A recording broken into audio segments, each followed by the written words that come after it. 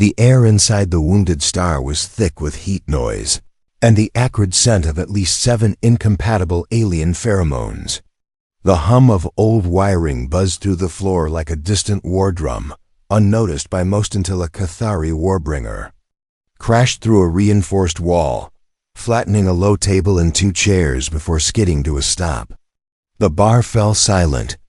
One human, seated at the counter with blood running down his brow, raised his drink, smiled wide, and said, "You're gonna need more arms than that, buddy."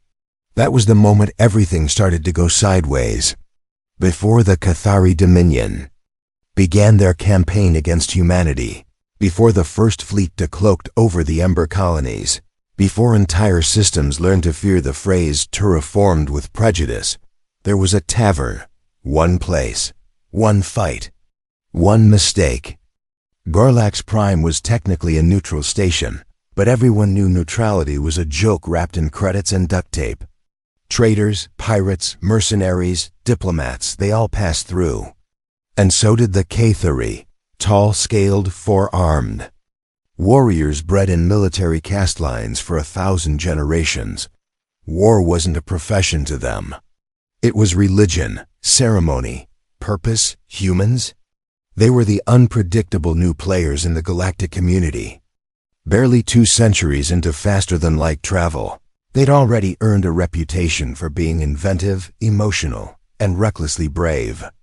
They were also, in the Cathari view, fundamentally undisciplined, not weak, but chaotic. And chaos, to the Cathari, was weakness in motion. So when a team of Cathari operatives walked into the wounded star to gather intel on human frontier resilience, they weren't expecting a strategic encounter. They were expecting sloppy talk, drunken fists, maybe a few threats to make the weak ones sweat. Instead, they got Daniel Rourke. Rourke was an off-duty spacer with a reputation for 3 things: never turning down a drink, never starting a fight, and never losing one when it found him. That night, he had 4 drinks in, 3 bruises from an old asteroid dispute, and a mood that could only be described as cheerfully confrontational. The Cathari watched him. He watched them back. They pushed a civilian to provoke him. Rourke smiled, finished his whiskey, and stood up. Then the room exploded. Not literally, but the chaos that erupted moved with an eerie precision. Bottles flew, tables overturned, and fists connected in a blur. What looked like a spontaneous melee was, to any trained eye, eerily structured. Rourke moved like a predator who'd memorized the floor plan. He didn't just throw punches, he redirected bodies, positioned opponents into each other's way, used the echo of his own footsteps to time reactions. He wasn't just fighting. He was performing. The Cathari had never seen anything like it. Their warriors trained for formal combat, tight formations, honor duels, and flanking maneuvers. This was something else entirely. Improvised, irreverent, almost joyful. By the time the biggest of the Cathari stood up 8 feet tall and armored in organic plating, Rourke was bleeding from the lip, grinning like a man at a birthday party, and calling for another round. "Your tactics are illogical," the Cathari growled. "My tactics?" Rourke said. "You threw a punch in a bar full of spacers. That's like lighting a match in an oxygen leak." The warbringer lunged.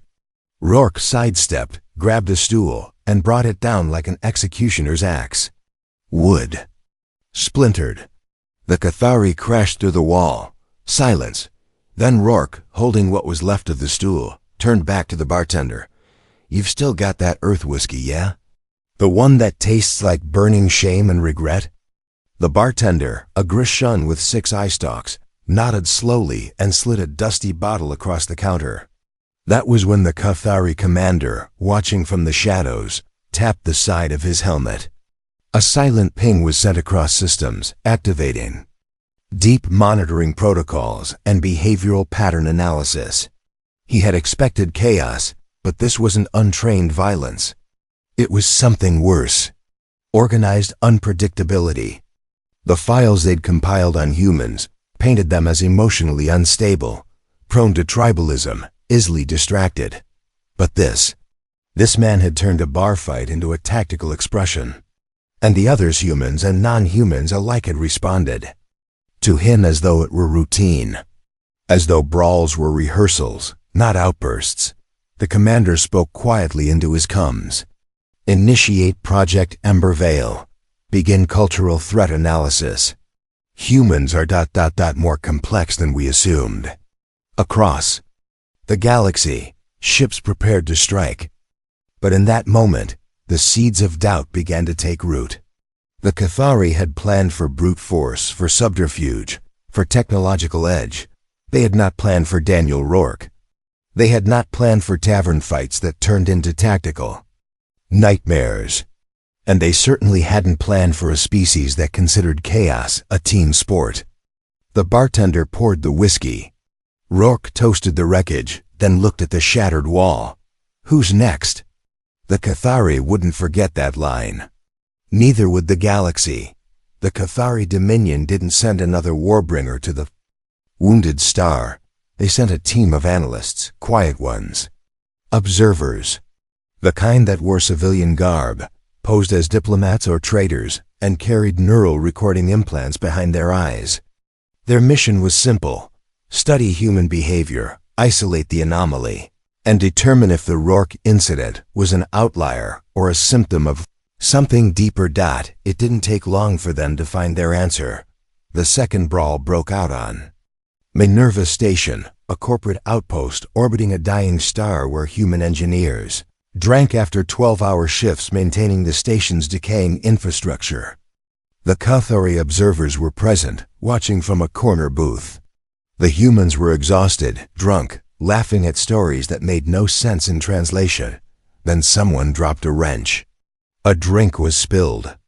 Someone cursed a dead mother, possibly as a joke. A fight erupted. But what the Cathari saw wasn't a fight. It was formation. 3 humans immediately moved to block exits. 2 shoved each other toward cover. 1 slid under a table, came up behind an aggressor, and pulled his legs out with a precision sweep. The entire scuffle was over in 23 seconds. No weapons.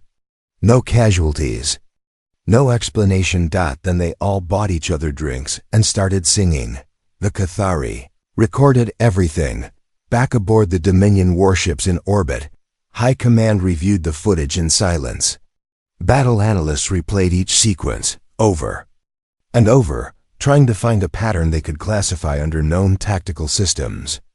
There wasn't one. They don't fight like soldiers, said strategist Hekevar, clenching his lower mandibles. They fight like opportunistic predators. Each engagement is different, adaptive, improvised. One junior tactician barely out of his incubation vault hesitated before speaking. What if it's not training, Commander? What if it's culture? The room went still. That night, thousands of data packets were pulled from human entertainment feeds, historical records, and even low-priority social transmissions. What they found was disturbing. Humanity's media, its stories, films, songs glorified chaos. Drunken heroes starting bar fights. Space cowboys shooting first. Under-equipped rebels defeating empires through improvisation and sheer audacity. It wasn't just fantasy. It was identity, the worst part. They practiced Tavern fights weren't rare. In human spaceports, on mining rigs, in colonial hubs, in remote outposts all across their territory, casual violence was treated with a mix of celebration and ritual. Sometimes it was genuine anger. Sometimes it was play. But the patterns emerged: tight spacing, environmental awareness, group flow. They trained for combat while inebriated. No Cathari had ever attempted such madness. Their warriors trained in sterile arenas, under supervision, for honor and discipline. Fights were sacred and deadly. There was no room for levity. No tolerance for failure. But humans? They failed constantly. Loudly, and learned from it. The Cathari tried to adapt. They sent their own troops under cover, posing as dock workers and traitors in human sectors. These soldiers were instructed to observe, instigate, and report. None returned uninjured. Most returned ... different. One officer, Vathel, broke his own spine diving under a table to avoid a thrown mug after 2 days of cultural immersion in a backwater bar on Viga's edge. In the medbay he whispered, "They don't just fight to win. They fight to bond, to test, to ... become." The Cathari leadership was shaken, but still confident. "Discipline will triumph," they insisted. "Humans are chaotic, yes, but we have the numbers, the tactics, the control." Then came the Kestrel incident. A Cathari recon unit infiltrated the Kestrel Drift, an independent trade station recently annexed under a human protection pact. The Cathari had expected a lax perimeter, perhaps a few mercenary guards. Instead, they found the station's bar doubling as a defense coordination hub. The bartender was also the tactical officer. The bouncer managed the station's sensor net. The waitstaff? Retired veterans. When the Cathari tried to plant a signal disruptor beneath the bar, they triggered a silent alarm. Within 30 seconds, they were surrounded by patrons pretending to be drunk, now armed with compact kinetic blades and makeshift plasma grenades pulled from condiment dispensers. The Cathari surrendered before the jukebox even stopped playing. High Command watched the footage, horrified. One of the humans had used a barstool as a command shield, calling out orders with beer foam still clinging to his beard. "They're not soldiers," whispered Admiral Threx. "They're decentralized insurgents." The conclusion was undeniable. Humanity didn't prepare for war the way the Cathari did. They didn't rely on central command structures or uniform tactics. They trained emotionally. They forged instincts. Their chaos wasn't a flaw, it was an advantage. Every argument, every tavern brawl, every shouting match or thrown punch was part of something larger. The Cathari had assumed unpredictability was weakness. They were wrong, because when humans fought, they didn't follow orders, they followed each other. And they always knew where the bar was.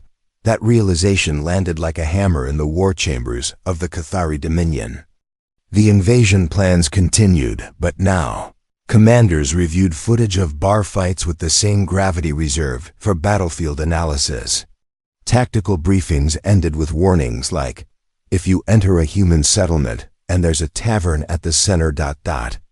leave it alone." But it was too late. They had already started sending troops into human space.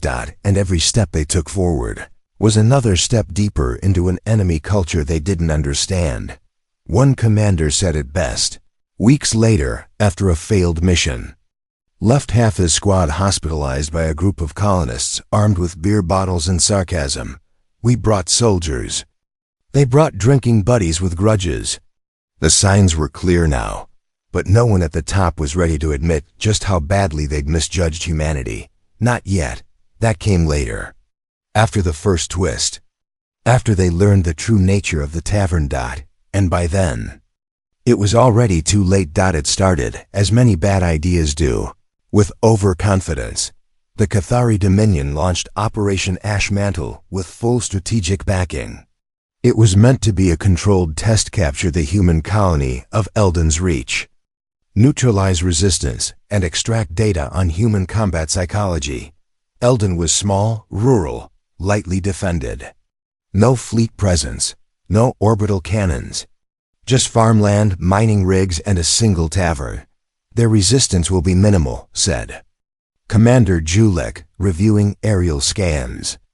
"Capture their communication hub, this Barley's Tavern, and their cohesion will crumble." The drop pods hit dirt at 0600 local time. 30 elite Cathari shock troopers disembarked under full armor, storming through Eldon's quiet streets. Surveillance drones swept alleys and fields. Dwellings were empty. No resistance. No sound. Except laughter. It came from the tavern. Barley's Tavern stood like a scarred bunker of oak and iron at the center of the colony. Lights flickered inside. Music played. The smell of alcohol, smoke, and something vaguely fried drifted. On the wind, Julek issued orders. Breaching team, move in. Capture all personnel. 10 warriors approached the door. Scanners showed only heat signatures. 12 unarmed civilians. Humans. Laughing, talking, drinking. The breach charge blew. The door inward. The laughter didn't stop. Inside. A group of men and women in dusty work clothes turned lazily toward the invaders. No one screamed, no one ran. One woman, short and broad-shouldered, raised a glass. "You're late," she said. The Cathari aimed plasma rifles. That's when the floor exploded. Literally, the tavern floorboards dropped 6 feet, revealing a concealed trap level lined with sandbags, mounted turrets, and reinforced cover. The entire tavern was a military redoubt disguised as a drinking establishment. The patrons were local militia veterans, tacticians, former Earth Guard. Weapons snapped up from under bar stools and behind kegs. Within seconds, the breach team was down. Julek barely had time to issue a recall command before the counterattack began. From hidden trenches beneath the fields, from cellars beneath sheds, from cargo crates that split open into automated gun. Nest Selden's reach came alive. The humans hadn't evacuated. They had prepared. The Cathari scrambled to adapt. Their recon maps didn't show any of these fortifications. The tavern had been marked as a social hub, not a military installation. That was the first twist. Humanity had turned bars into bunkers, and not just any bunkers, modular. Personalized, creatively armed strongholds designed for misdirection, social cohesion, and tactical fallback. Built to blend into the cultural noise of their species, Julek ordered an orbital sweep. "Burn the settlement." "No can do," came a human voice through their cums, clear as glass and smug as. "Sign." Julek's mandibles locked. "Who is this?" "Name's Arya Kessler. Lieutenant, Earth Guard. You're standing in my bar. And in about 30 seconds, you're going to wish you'd brought friends." From orbit, the Cathari destroyer Triskar Blade powered up its plasma array. Then went dark. Julek stared at the status feed. Where is the Blade's signal? It had vanished. That was the second revelation. Eldon's reach wasn't isolated. Beneath the tavern, in a room lined with reinforced steel and smelling faintly of old beer and ozone, Saturday, a black terminal powered by an ancient Earth core relay. It was part of the Tavnet, a hidden communications web that connected hundreds of human settlements via encrypted, underground channels buried beneath social infrastructure. It operated outside standard galactic comm arrays, invisible, unhackable. It only existed in bars. And every one of them had been quietly relaying enemy movements, fleet telemetry, and atmospheric scans to the actual Earth Guard. In real time, the destroyer didn't go dark by accident. It had been jammed, disabled, hijacked by signal pirates who uploaded a pulse virus through a tavern jukebox on Zeta 4 2 days earlier. The Cathari weren't just fighting frontier humans. They were fighting coordinated, connected, preloaded militias embedded in the very cultural fabric they had dismissed as irrelevant. The bar wasn't just a bar. It was a command center. Julek screamed. Orders, retreat, regroup, reinforcements. It didn't matter. The militia at Eldon's reach deployed. An old human trick known in ancient times as closing the distance. They got inside the Cathari lines, fast, brutal, smiling. They used knives, fists, mining tools, one man with a pool cue and terrifying aim. The Cathari were trained for battlefield clarity, not tavern chaos. And in chaos, humans were gods. By the time the Dominion command ship made contact again, Julek was unconscious, his armor dented from a thrown keg, and the tavern was broadcasting a live feed across human networks. Kessler was at the center, toasting to a jukebox playing something called Welcome to the Jungle. "Hey Dominion," she said. "Next time you invade a planet, maybe don't start with the bar." Galactic networks lit up. The message spread. Like wildfire, the humans had planned for this. Not in war rooms, but in taverns, inns, drinking holes, and dusty outposts. They had built a network of social defense structures, hiding strategy beneath sarcasm, command codes behind drink menus. And all across Cathari High Command, officers stared at their invasion plans, most of which began with subduing human settlements via social hubs, and felt cold fear seep into their bones. Because if every bar was a base, and every brawl was a battle drill, then humanity wasn't just defending their territory. They were baiting the Cathari into a war fought on their terms, and they were laughing while they did it.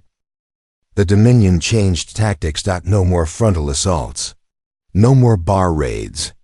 No more assuming that just because humans were drinking, they were defenseless. The new plan was precision infiltration.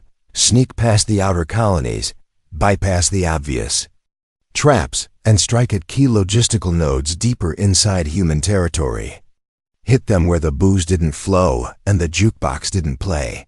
The first target, Lasker Depot, a refueling hub orbiting a quiet blue giant. No taverns, no civilians, just engineers and freight haulers. The Cathari inserted a stealth team under the cover of a mining shipment, bypassed scanners, and landed inside Dock 17, and they still walked into a trap. The humans weren't waiting with weapons this time. Not visibly. They were welding, laughing, eating. They looked unconcerned. That was worse.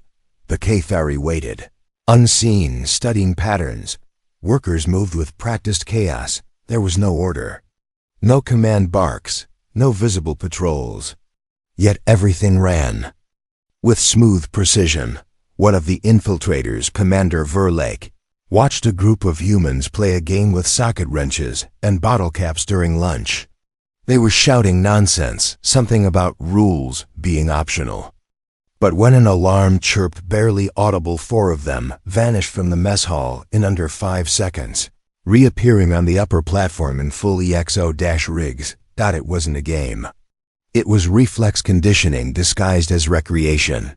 The Cathari had studied combat. Humans had woven it into their lives. Verlake transmitted the findings back to Fleet Command. They train in ways we don't recognize. Everything is practice, even rest. High Command was disturbed, but still confident. They deployed a new strategy: isolate the human systems, disable communications, divide their territory, cut off supply chains. The Dominion had centuries of experience choking civilizations with surgical precision. Within 3 days, the Cathari fleets blacked out 3 major human colonies. 3 days later, those colonies turned the lights back on by themselves. The Dominion didn't understand. The humans didn't just survive disruption, they thrived in it.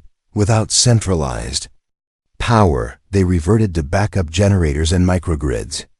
Without fleet support, they launched homemade defense drones welded from farm equipment and obsolete scout pods. Supply chains broken? No problem. They bartered, they reused. They adapted, they built weapons in breweries. They trained in scrapyards. One colony converted a children's ball pit into a close-quarters combat sim. The Cathari had prepared for a species that would collapse when logistics failed.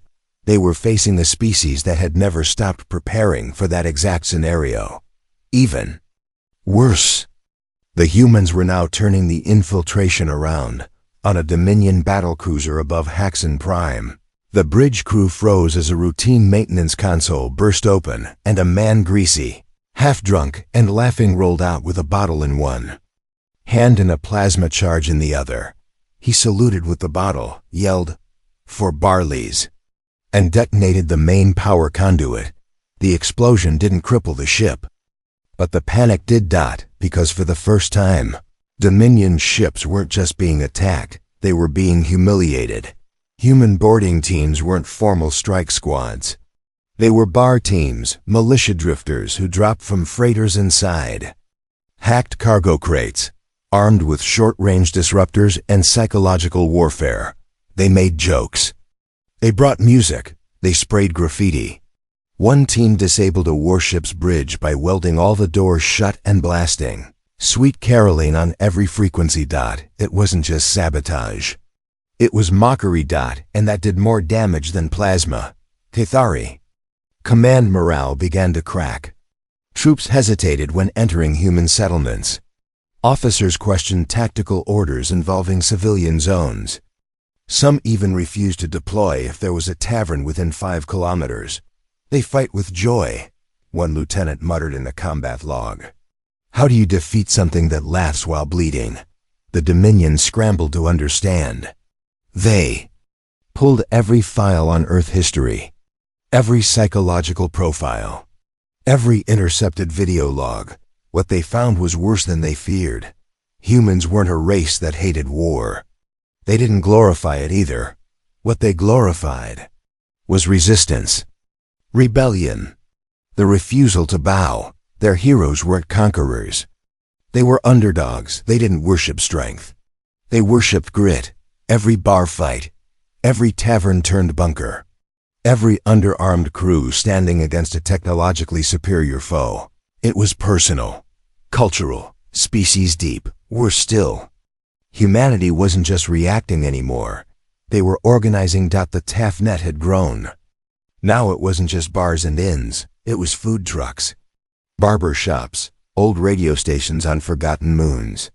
A web of human-held outposts built on culture, humor, and resistance, each ready to become a forward base or fallback point. And in the middle of it all, Barley's Tavern. Rebuilt. Expanded. Armed. With Arya Kessler on coms, now broadcasting across the galactic fringe. To anyone listening, human, alien, doesn't matter. If you're under threat, find your nearest bar. Find your people. We'll teach you how to fight, and how to laugh while doing it. The Cathari Dominion had expected a war. What they'd started was an uprising, and it was only getting louder. It was supposed to be the turning point.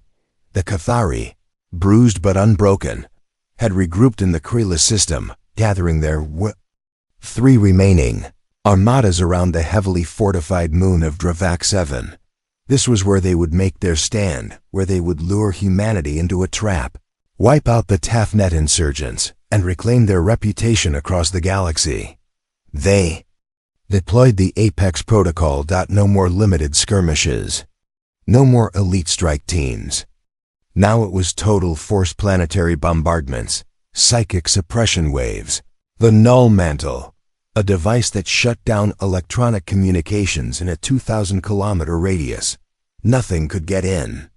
Nothing could get out. They dared the humans to come, and the humans obliged, but not with ships, not with fleets, not with a screaming frontal assault. With a song. At 0300 local Dravak time. Across every channel in the blackout zone, a voice broke through the static.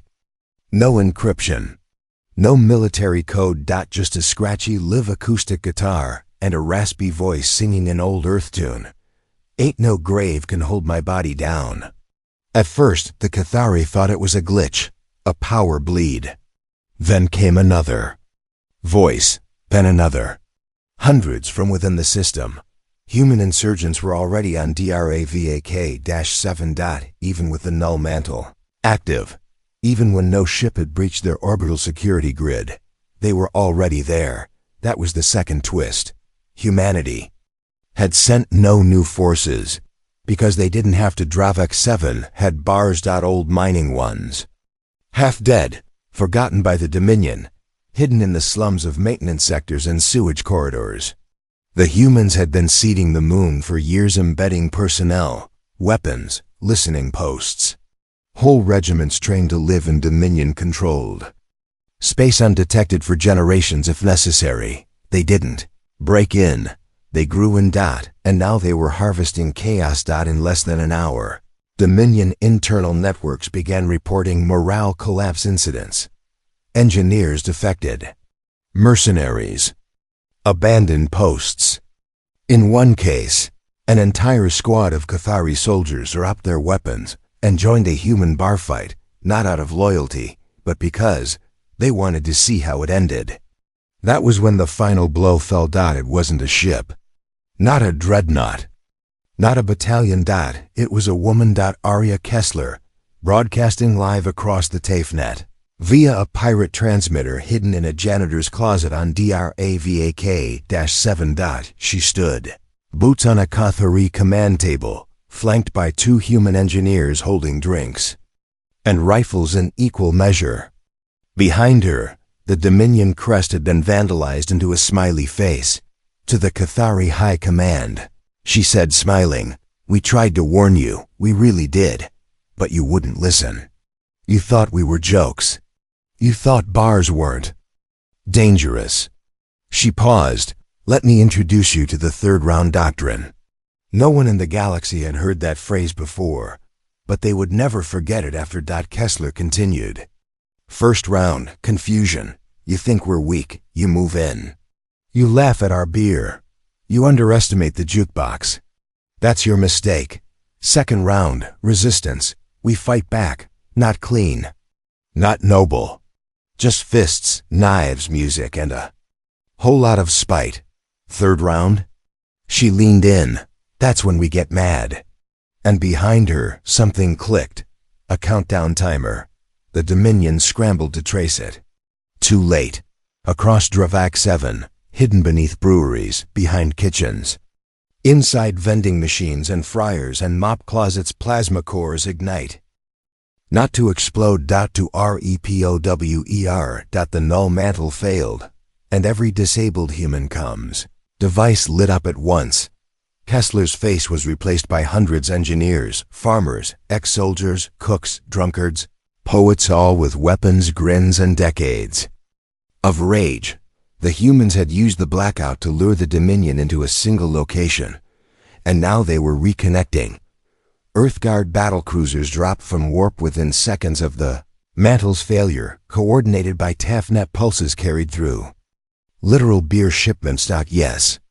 Really, the humans had encoded jump coordinates into shipment manifests on Dominion-controlled freighters hidden in the names of fake liquor brands.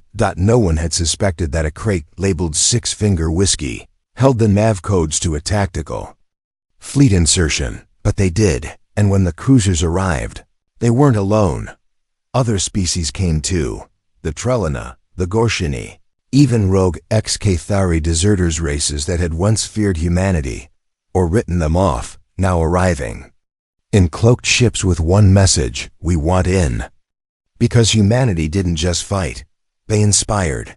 They made rebellion look like fun, and in a galaxy ruled by empires, that was the most dangerous thing of all. Kessler's voice echoed one last time, across Dominion systems. You didn't start a war. You started a movement. Welcome to the third round. Then the feed cut out. And Dravak 7 burned. The Dominion's last stronghold fell in hours. Not just to overwhelming firepower, but to contagious insubordination. Cathari troops switched sides. Mid-battle. Dominion engineers began disabling their own command systems. Entire squadrons surrendered, not out of fear, but relief. The humans weren't monsters. They were free, and now the galaxy saw them not as a threat to be destroyed, but a spark to be followed. The Cathari had provoked a species that had been playing with matches for millennia. The skies above Dravak 7 turned red. Not from plasma fire or orbital bombardment, but from the atmospheric friction of hundreds of human ships descending at once. They didn't arrive in formation. They didn't decloak in neat military grids. They dropped, wild and reckless, like meteorites wielding vengeance. Earthguard cruisers, TAFEnet freighters modified into assault carriers, even old scrap haulers rigged with forward-facing cannons. A cacophony of metal, flame, and sound, and behind them, broadcast on every frequency, came a single anthem: rock, loud, raw, defiant. This is the sound of resistance, Arya Kessler's voice said, cutting through interference. If you're Cathari, you might want to duck. Dravak 7 erupted. The Dominion's defense batteries opened fire. Immediately hundreds of plasma bolts arcing toward the descending swarm, but it was chaos. No central formation meant no pattern to target. The humans weren't flying by strategy. They were flying by instinct, and instinct was unpredictable. One cruiser twisted mid-fall, flipping belly up to use its cargo bay as a shield while deploying 5 dropships straight into Dominion bunkers. Another ignited its own fuel lines to burn through atmospheric jammers, searing the K-30's air control sensors into ash. But the real chaos came when the freighters hit. They didn't land. They smashed into the outer compound walls at full speed, dumping out bar militias, converted mining mechs, and screaming Tavern patrons armed with everything from plasma axes to pool cues. It wasn't elegant. It was effective. Thari defenders were overwhelmed in minutes. Their tactical AI couldn't compute the madness. One fire team reported being ambushed by a human in a bathrobe, wielding a flamethrower made from a deep fryer.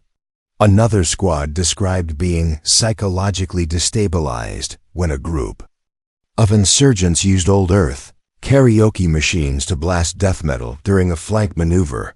But this wasn't just chaos for chaos's sake. Beneath the noise was a plan, a web of coordination. Executed via encrypted TAFnet pulses bounced between comms units disguised as beer cans, tattoos, and even jukebox playlists. Each human unit had one goal: take the command tower. Kessler's target. She led from the front, armor light, hair pulled back, sidearm in one hand and a beer bottle in the other. Behind her marched the third round brigade, a hand-picked crew of fighters who had earned their reputation the hard way. Bar fights turned insurgencies, riots turned rebellions, back alley skirmishes that toppled regional governors. They weren't soldiers, they were legends. And the Cathari knew it. They'd seen the footage. They'd read the reports. They knew the names: Slick Morrison, the blind ex-pilot who navigated using vibration sensors and instinct; Cora Crash Day, who once took out a battlesuit with a bottle of hot sauce and a screwdriver; Brick, no last name, no records, just a 7-foot wall of muscle and a laugh that made Cathari officers abandon posts out of sheer unease. They breached the outer wall in under 4 minutes. Inside, Dominion officers barked frantic orders. Hold. Them. Hold. Too late. A shaped charge slammed into the bulkhead. The command room filled with smoke and music. And then came Aria. She stepped through like a storm in boots, scanning the room once before shooting the central console. No negotiations. Just the end. Cathari Admiral Vilik stood trembling, sidearm raised. Kessler didn't even look at him. You were given every chance, she said, voice flat. We offered peace. We offered distance. You walked into our bars and thought we were broken. Velik hissed, defiant even now. You are chaos. You are disorganized. You are animals playing at war. Kessler looked him dead in the eyes. No, she said. We're humans. We invented war. Then we survived it. And then she nodded. Brick moved. The Admiral didn't get another word out. By hour 12. The fighting was done. Dominion resistance collapsed sector by sector, many without a single shot fired.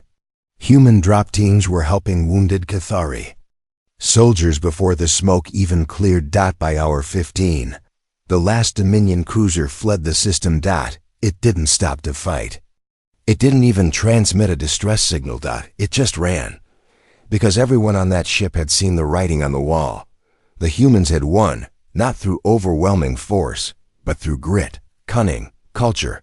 They'd turned taverns into command centers. Bar fights into training simulations, laughter into weaponized morale. And in doing so, they hadn't just beaten an empire. They'd broken the idea that humans could be outmatched on every world where TAFnet had reached. The story spread, the night the bars rose, the day the Cathari fled. The battle where Earth's misfits, poets, pirates, cooks, and drunks did what no formal fleet could. They ended a war with a jukebox, a beer bottle, and a plan. And across the stars, other empires began to shiver. Because if the humans could do this, what else were they capable of? The galaxy would never be the same. The fires on Dravak 7 smoldered for days, painting the sky in bruised shades of orange and violet. But there were no more battles. Just cleanup, wounded recovery. Laughing groups of human engineers patching holes in Dominion towers while drinking from salvaged kegs. Soldiers from opposing sides now sitting at makeshift tables, passing bottles and sharing stories like old warriors who realized they had more in common than their commanders had told them. The war was over, and across the galaxy, empires held their breath. Cathari High Command had been shattered, its credibility dissolved faster than its ships. In a single campaign, an empire that had ruled for centuries had been turned into a cautionary tale. Political factions fractured, defectors fled, and entire Dominion colonies began voting to secede, not under military threat, but out of sheer embarrassment, because nothing survives ridicule like what the humans had done. The footage of Arya Kessler dancing on the Dominion command table, drinking straight from the Admiral's wine decanter as victory music blared in the background, had already gone viral on over 4,000 planets. It wasn't just a moment of triumph. It was myth-making, and humans knew a thing or two about myths. The official human victory speech came 3 days after the fall of Dravak 7, not from EarthGov, not from a general, from Barley's Tavern. Broadcast live, standing behind the very same bar that had started it all, Arya Kessler addressed the galaxy with a half-sincere salute and a voice hoarse from smoke, drink, and yelling over jukeboxes. "We didn't want a war," she said. "We just wanted a place to laugh, to drink, to live. But if you threaten that, if you walk into our homes thinking we're soft because we're loud, or messy, or drunk, you'll learn something." She looked into the camera, dead serious now. "You'll learn what happens when humanity remembers who we are." Across the stars, in thousands of taverns lit by neon and pride, people erupted in cheers. They weren't just celebrating victory. They were joining something. Because the TAFnet wasn't just a war network anymore. It was a movement. 1 week after the speech, entire planets began to fly human flags. Not out of conquest, but solidarity. The kind of allegiance forged not by treaties, but by legend. The Gorshani Council voted to install a tavern on every colony, to prevent cultural ignorance. Their ambassador said with a knowing smile, "The Helian chorus, a species that once believed humans were an evolutionary dead end, requested formal training from Earth's combat hospitality schools." Even Cathari defectors began opening human-style bars in refugee sectors. They didn't try to copy everything. They couldn't, but they played the music. They left open stools. They let their people laugh again. And in those spaces between spilled drinks and ragged stories, peace started to feel possible. Back on Earth, monuments weren't built in government squares, they were built in taverns. Barley's became sacred ground. Pilgrims came not to worship, but to listen. To sit in the booth where the first fight began. To carve their names in the bar, next to scorch marks and bullet holes. No statues. No plaques. Just memory. Living and breathing in every spilled drink. And shared tale. And at night, Arya still worked the bar. Not because she had to. Because that's where the heart of humanity was. One evening, weeks after the war, a young alien diplomat stepped into Barley's, nervous, a bit stiff, carrying 3 translator devices and a galaxy of preconceptions. He approached the bar with trepidation. Arya leaned over. "You lost or thirsty?" she asked. The alien hesitated, then said, "I wanted to understand, why did you win?" She smiled, wiped a glass with a towel that was mostly ceremonial at this point, and nodded to the jukebox. "Because we never forgot how to be human," she said. "Even when the universe told us not to be." The diplomat blinked. I don't understand. Arya poured him a drink. Something amber, warm, heavy with history. You will, she said. He took the glass, sipped. And in that moment, simple, silent, alive with everything unspoken, he did begin to understand.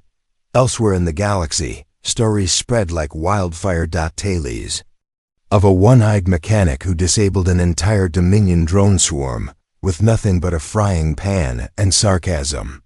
A bartender who convinced 3 enemy officers to switch sides using only a game of darts and an off-key rendition of Bohemian Rhapsody.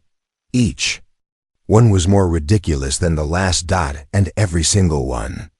True, humanity had earned something. Few species ever did. Not just fear. Legend. They were the ones who turned a tavern into a fortress, who made music a weapon, who laughed into the face of extinction and made the galaxy laugh with them. And every time someone raised a glass, on a world near or far, in a bar or a bunker, they remembered, don't start a fight with a species that trains for war during happy hour, because when the music starts, you're already too late.